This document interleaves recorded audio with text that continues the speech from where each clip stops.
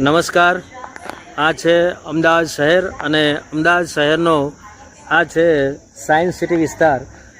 આ science city વિસ્તારનો જે astronomy and space science gallery છે એ ગેલેરીની અંદર જે વિજ્ઞાનની તમામ જે શોધો થઈ એ શોધો અને જે વૈજ્ઞાનિકો જે છે એ વૈજ્ઞાનિકોની સંપૂર્ણ માહિતી આપેલી છે। ગ્રહો, તારાઓ, ગેલેક્સીનું જે હુબહુ જેને કહેવાય એ પ્રદર્શન અંદર ગોઠવેલું છે।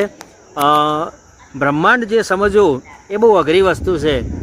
એમ વિજ્ઞાન છે એની અંદર વિજ્ઞાનની અંદર પણ આ જે ટેકનોલોજી છે કે સેટેલાઇટ છે કે ઉપરના જે ગ્રહો છે એના વિશેની જે માહિતી છે એ સામાન્ય માણસનું કંઈ કામ નથી।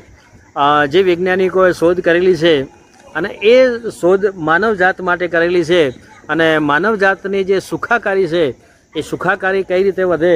આજે આપણે ટેકનોલોજીના યુગમાં જીવીએ છીએ પણ જો સાયન્સ ન હોય તો એ ટેકનોલોજી છે એનો કોઈ મતલબ ના હોય અને ટેકનોલોજી વગર અત્યારે જીવવું મુશ્કેલ છે। એટલે જો બ્રહ્માંડને સમજવું હોય, આપણે ખગોળને સમજવું હોય અને પૃથ્વી છે અને પૃથ્વી ઉપરના જે તમામ ગ્રહો છે એની સંપૂર્ણપણે માહિતી આ સાયન્સ ગેલેરીમાં આપેલી છે। એટલે જે વિદ્યાર્થીઓ એવા હોય કે જેમને સાયન્સમાં રુચિ હોય, વિજ્ઞાનમાં જેમને વિજ્ઞાનનું જે ફિલ્ડ છે એમાં આગળ વધવું હોય તો આ ગેલેરીની ખરેખર મુલાકાત લેવા જેવી છે। અને સ્પેસ વિશે અને એસ્ટ્રોનોમી છે એની સંપૂર્ણ માહિતી આ ગેલેરીમાં આપેલી છે। ઘણી બધી મહેનત કરેલી છે વિજ્ઞાનની પાછળ। અને સામે જે છે એ હું તમે પૃથ્વીનો ગોળો કે જે પૃથ્વી ઉપર આપણે રહીએ છીએ એ પૃથ્વીનો ગોળો આપને બતાવીશ।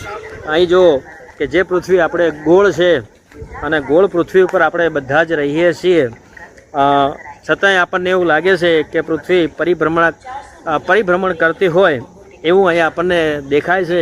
એટલે વિજ્ઞાનનું જે ફિલ્ડ છે, સાયન્સનું જે ફિલ્ડ છે, ટેકનોલોજીનું જે ફિલ્ડ છે એની અંદર આ સાયન્સ વિશે જાણવા આ જે અમદાવાદ છે એ અમદાવાદની સાયન્સ સિટીની મુલાકાત કરવી રહી।